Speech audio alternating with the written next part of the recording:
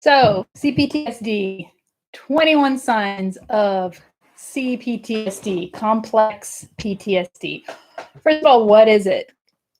Complex PTSD is post-traumatic stress that is of a complex nature, meaning that you have had multiple and repeated ongoing traumas, things that are long-lasting and complex traumas. So, what is it and how? Let's talk about 21 symptoms of CPTSD. So we'll just jump right in. Number one, hey, Jack. Number one, difficulty controlling your emotions and viewing yourself in a negative light, as well as having shame, self-hate, and guilt. Difficulty controlling emotions, meaning if you have a trigger or if you have an assumption or if you have anything that is even remotely related to something that makes you feel like you are put back into that old experience, you may react in a way that is emotionally bigger than needs to be for the given situation. So that may happen. Number two, difficulty in relationships. Trust is hard, right? The unlimited amounts of triggers that are within the complexities of relationships, even healthy ones, can be very difficult for people to navigate when they have CPTSD. Hey, everybody. Number three, devaluing and dissociation. Devaluing, I'm sorry. That's not what I meant. Detaching. You're not devaluing. You've been devalued. Detaching and dissociation from your own emotions. That is a sign of complex PTSD. Another sign, number four, is the loss of faith or meaning in life. So you may have had the kind of life where you had hope, you had faith about things, you had meaning. It doesn't necessarily have to be, religious of nature, just the feeling of hope in life. That there's a loss of that when you have complex CPTSD. Number, where are we? Number five, reliving your traumas. Sort of, oh no, I have an unstable connection because I didn't plug this in. I'm going to very sneaky plug this in and see if it helps. If I bump something, I will turn it off. Okay. Gotta love the live streams. Anyway, did that fix it? We'll see. Please wait while we try reconnecting. I don't know if it's working. Is it working? Someone will say yes soon or no. We'll just assume it is and keep going because at least I think it is recording. So number five, reliving your traumas, revisiting those experiences in your head over. Number six, avoiding situations and isolating, self-isolating and avoiding situations in life. You find yourself retreating from life. You find yourself almost like depression, but different, where you are just either afraid to engage. There can be all kinds of reasons behind it, but it is a symptom of CPTSD. Another one is number seven, feeling panic, dizzy, or nausea when remembering the experiences that led you to having CPTSD. So when you're recalling things, you actually have a physiological response, and you get dizzy and you get nauseous and panicky. Okay. Number eight, belief that the world is dangerous. It is a dangerous place. They're all out there. You hear people after narcissistic relationships saying they think everyone is a narcissist. Belief that the world is a bad place, that there is just too much danger out there. That can be caused from the brain changes and all of the changes from having CPTSD. So number nine, the loss of trust in self and others.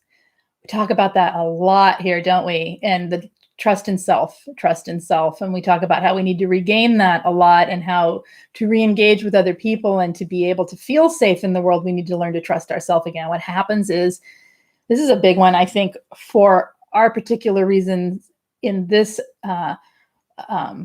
world here, where in our group of people, where we have been, these experiences have shaken our trust in self, because one of the number one things I hear from people is, why did I stay? Why did I put up with that? Why did I do that? I knew better. I shouldn't have. They put the blame on themselves. No longer trust themselves to make good decisions about relationships in their life and good decisions about other people and all that. So the loss of trust in self needs to be regained, and that is one way to work through it, but it is also a symptom of CPTSD. Number 10, sleep difficulty. Goes without saying, right? That's enough said on that. Sleep difficulty could be anything from insomnia to waking at night to sleeping too much, right? Just changes in difficulty in sleep or with sleep, around sleep. Okay. Number 11, easily startled. And that can be not so much as a jump scare, but that can be things like emotional startles, emotional, that response to things that are maybe more startling than the thing should be, right? So, or it could be actually, startled. Let's see. So number 12, you have triggers. Everybody in the world has triggers, right? But you have very well-defined known triggers, and they are like unshakable in your head. The triggers are overpowering to the point where you feel like you are reliving the experience of whatever it was that you're being triggered by. Little tiny things can trigger big responses. Triggers are needing to now learn. So it's more than just, I got triggered, I'm okay now. Okay, everyone has that once in a while. Ooh, that was triggering, right? You see something disturbing, that's kind of triggering. This is the kind of triggering that you've come to realize you actually need to learn to work with in order to heal past it, because it is very difficult to function with these triggers. They're big and they are disabling almost. And what's the word? Like they make you feel like you're not able to do anything. You feel frozen. Okay. Or panicked or whatever. Okay. So number 13, there's a preoccupation with the toxic person. There's a preoccupation with the abusive patterns. We need to learn about it. We need to understand it. Some people need to thoroughly understand it. They need to thoroughly know what happened. They need to understand every little nuance, right? But the preoccupation goes deeper into their every waking thought, every waking moment. This is by nature, it is part of how CPTSD happens in people. So it's more than just an understanding and an awareness. It's a literal preoccupation where it's beyond the trauma bonding, beyond that point. You just can't stop with the thinking about it. And it's really interesting from where I sit, because this is what I have to do all day, right? But my point is it's learning to not be preoccupied with the person themselves and the things they did, right? It takes healing to get past that point for some people because of the CPTSD going on. All right. Number 14, loneliness. There is a deep feeling of loneliness. You feel like no one gets it, even when you're in a room of people who get it. You feel like when you finally see someone who does get it, it feels like, oh my gosh, I'm not crazy. I'm not alone. And at the same time, you look around and your life feels completely alone because no one really knows what you're suffering. You could be sitting in a group of friends that are nice and everything, and they don't realize that you're going through all this stuff that we're talking about. It's all silent. It's like a silent change that happens to you when you have CPTSD that the rest of the world doesn't see, understand, or often even care about, right? Function anyway. So loneliness is big. Okay, what are we saying here? Okay, I'm going to read this after. I'm going to keep going so I can get through the list. Number 15, flashbacks. Flashbacks, we know what those are, right? Reliving it in real time through a flashback. That happens. That's part of PTSD, is part of CPTSD as well. Hypervigilance. The need to protect yourself, the need to look out, the need to be always looking for red flags. Yes, we should be vigilant, but hypervigilance is debilitating. It's crushing, right? We can't get past it. We can't have normal relationships, right? Because we're hypervigilant about everything, hypervigilant about ourselves. Some people go inward and it becomes hypervigilance about, oh my gosh, what did I do wrong? Oh no, what did I, and it's more on the people pleasing side of things where it's like, everyone hates me. Oh no, what am I going to do? How am I going to make, what are they thinking about me? So the hypervigilance, we need to get a grip on it and sort of learn to work with it so that it calms down to maybe vigilance, right? Why is it telling me I'm unstable when I'm plugged into the wall? Okay, I hope it's working, but here we go. Number 17, hopeless and helpless feelings. We all know what hopelessness feels like, right? If you've left a relationship with a narcissist, you know the hopelessness that comes when you make the realization that there literally is no hope. And then that hopelessness can then translate through this CPTSD symptoms I'm talking about. It can be things like just feeling like there's no hope for life. Things will never get better. You'll never feel better. You'll never have someone in your life that's good. All of these things. It also can be helplessness. I can't do this. I can't take care of myself. I can't do this on my own. I'm all by myself. I can't do it. I can't, right? The I can'ts come in, the how can I's, how am I supposed to do this? It's hopeless and helpless, right? Okay, so number 18, toxic shame. There is an entire video. I will try to post it in the links, the comments about toxic shame. But, it's shame that then comes out and becomes toxic to oneself, right? Self-hate, self-blaming, all of that stuff because of the shame that we feel. So go watch that one later if you want. Number 19, it can make it so you're out looking for someone to rescue you. It can give you the feeling, again, back to the helplessness, back to the hopelessness, that you're looking for someone to take you away, the next person. The people go from one relationship to the next. This is a really basic example, but going from a toxic relationship into something really fast just to have someone rescue you from the feelings that you're feeling of all this stuff, right? Learning to cope with all of this stuff is huge. It's big, and it takes some time and some healing. So it makes sense that we would want a rescuer, right? That makes sense, and it would go right along with it. Number 20, sadness. There's a depressive, sad, difficult to cope, overwhelming sadness sometimes that people with CPTSD suffer with. And again, all of this is interwoven, right? It's not one thing, but that's another sign.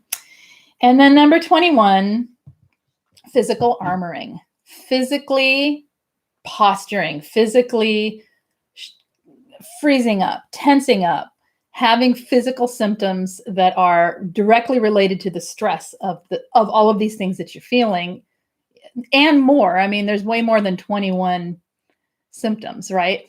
But 21's all I thought I had time for today. So, that unplugged. Okay. So yeah, the physical, and here's my thing with the physical, and this is why it's at the end, and it's actually one of the more workable parts, in my opinion, of working with people in a coaching setting with CPTSD, because it's a place that you can make change for the most part. Okay. Not always and not everything, but there is, for the most part, no reason you can't relax your shoulders for 5 minutes, right? There's no reason you can't learn to scan your body for these tensions and learn to relax them. We can learn to work the physical body in ways that release the tensions and release the stress of the CPTSD. So the physical armoring, the postures, the learning to play with things in the body that are symptoms of the CPTSD, we can do that.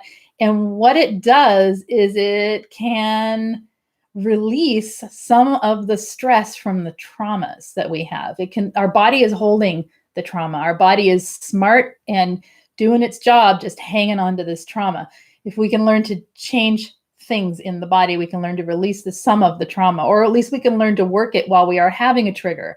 Have a trigger, your body has a response. We can learn how the body, the mind, and the emotions work together to hold a feeling so that we can then learn to let it go, so we can release that feeling and choose a different feeling. So this is, I think the body aspect is important to add in there for that reason. So number 6 was avoiding and isolating, self-isolating. I'm sorry, I went fast. I have limited time today, and I'm trying to keep these live streams half an hour under for right now, so I can do more of them. And so I apologize if I went too fast. Maybe it's a replay situation to get them all. But if any others that you missed, Jack, thank you for listing them in the chat. I appreciate that. If there's any more you missed, let me know and I'll read it back to you. Yes, avoiding situations, avoiding situations, number 6, especially situations like maybe you avoid a certain area because it's where you were with the toxic person. And so, yeah, you don't want to run into them, but maybe it's like they're long gone away from the area and you just still avoid the area because you don't want to engage with the triggers. And then the reason would be you're avoiding it because it's a symptom of having complex PTSD. Does that make sense? Okay. Yeah, I think that's it. I'm going to go look and see if anyone has anything at this point forward that they want to talk about today, or if they have any questions for their own life or their own healing, go ahead and hit me up. I will try to answer a couple of questions, kind of Q&A style, if you need it. Otherwise, we will wrap it up here soon for our short and tidy little live stream. Let's see. I'm trying to see if there was anyone. Hi, Shastina. Let's see. Feel that seizures are a symptom. Potential epilepsy. I've heard that. Yes, I have heard that. I can't verify that. And so I also want to say with this, I'm not a doctor. I can't diagnose CPTSD in someone. I'm just telling you the symptoms that are out there that you can look them up anywhere, but really I'm just trying to voice what they are and kind of what they feel like from someone who has CPTSD and has learned to live with and work with the symptoms of CPTSD. Okay, so yeah, not a doctor, can't say that seizures are a symptom, but I think I have heard of people who have told me that yes, they definitely have had seizure disorders that went away once they got away from their abuser and healed some of the trauma. So let's see. Anything else here? Hi, Mari. Shame, hate, self-guilt. Lise says it may be a thing. Research time. Okay. Anybody have anything they want to talk about? Any questions? Nerve pain. Ever hear of that symptom? Yes, I have had that. Nerve pain, fibro pain, physical pain. Yes, physical pain from the trauma, and it flares up when there are triggers.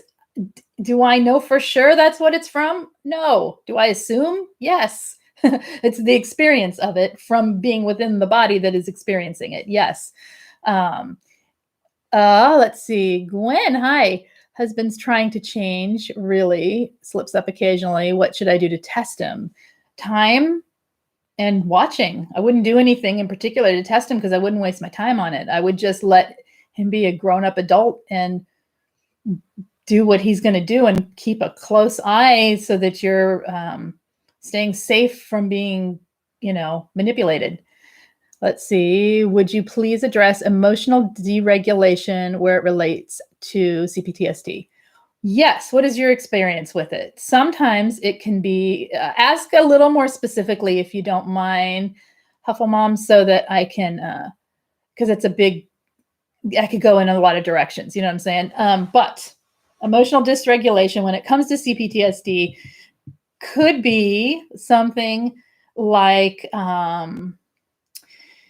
you maybe are told, oh, don't, someone maybe even politely, it could be rudely, whatever. Someone tells you in a way that isn't super attacking, something like, oh, this should have been done like this. I see that you did it like that. So next time, could you do it this way? And you hear, you idiot, how could you do it that way? And you don't actually hear it, but in your emotions, you feel here. Does that make sense? All the trauma, you feel it triggers the past rejections and being told you're wrong and all of that stuff. And so you react to it based on the way you feel, and you say, fine, or why do you need to tell me what to do all the time? You just think you're always right. And the person's like, whoa, like legitimately that needs to be done the other way. Why, how am I supposed to talk to you? And so it's way bigger of a response than is needed for the situation. Now, if the person's like, you idiot, blah, blah, blah, that would make sense. But I'm saying when they say something kind of politely or very neutrally, and you react to it in a way that you just heard the worst words out of their mouth, because you actually did feel the worst words that coming out of their mouth that they said because of the dysregulation you feel due to the past traumas that are being triggered and the way CPTSD operates. So does that make sense? You feel defensive. Yes. Is constantly questioning if you're a narcissist a symptom? I think, yes, I think that has to do with self-trust. I think that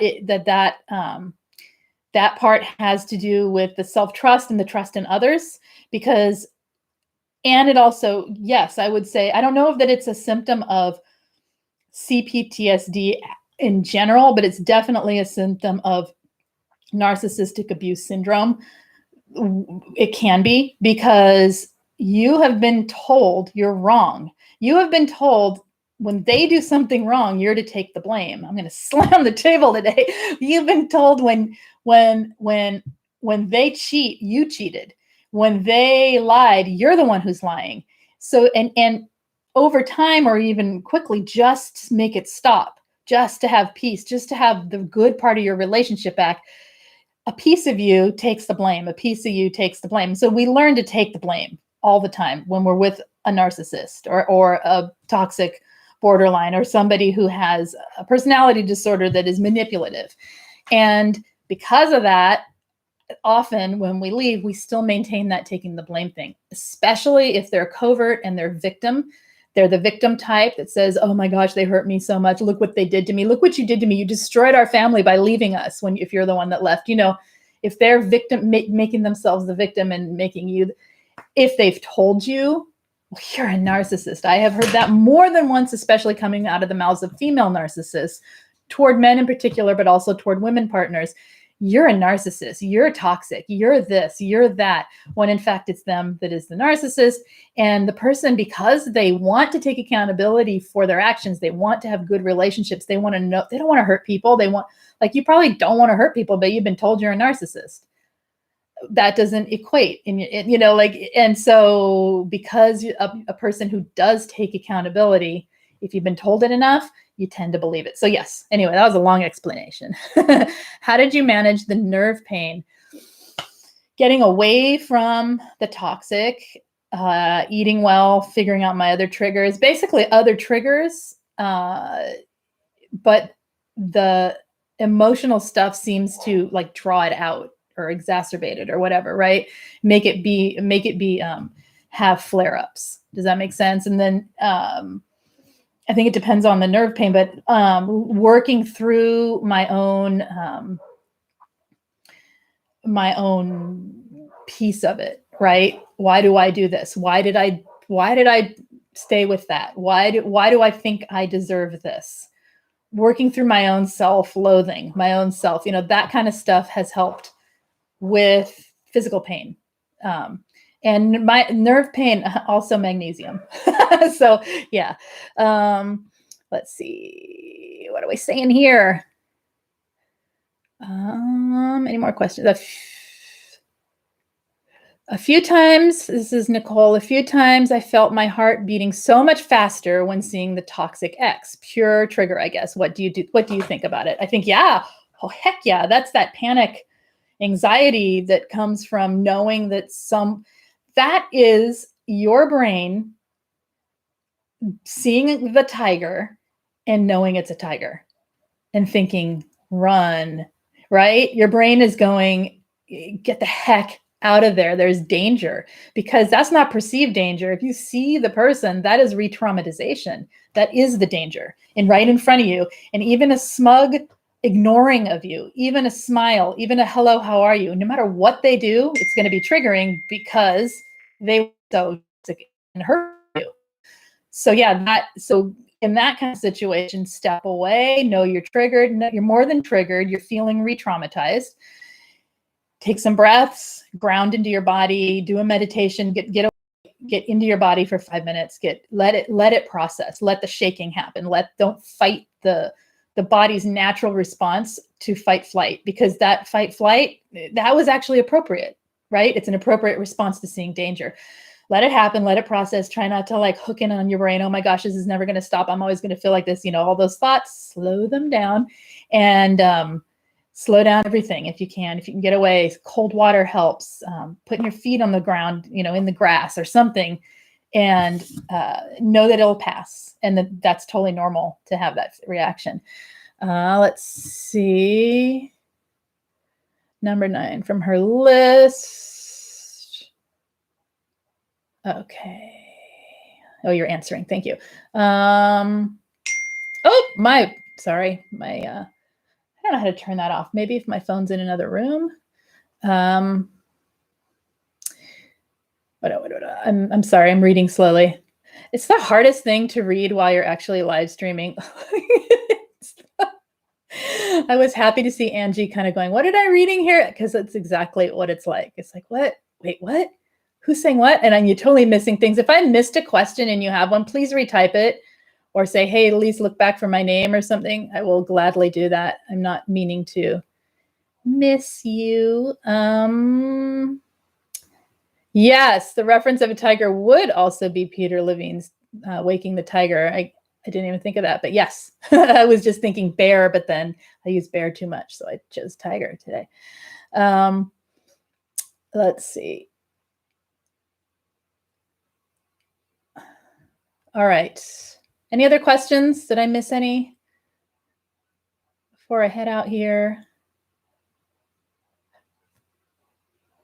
Doesn't look like it. It's good to see everybody. Thank you for coming on in here. I'll be back next week, and I'll be over with Angie next week as well on her channel. So feel free, if there are any questions that come up or anything you need, to leave them in the comments, and I try to answer them pretty quickly. Not in the comments, I'm sorry, in the main comments, not in the chat comments. And check back. If you haven't hit subscribe, do so. Thumbs up, all that good stuff. And that's it. Also, if you need group coaching or coaching, it's beginning of the month. Group coaching is ongoing, so it really doesn't matter, but some people like to have the rhythm of month to month. So it is the beginning of the month, and so it's a good time to start. If you're looking for that, check out the info in the description below. We're around to help, so if you need it, there we are. And that's it. I will see you guys next week. You have a wonderful weekend. Take care. Bye-bye. There we go.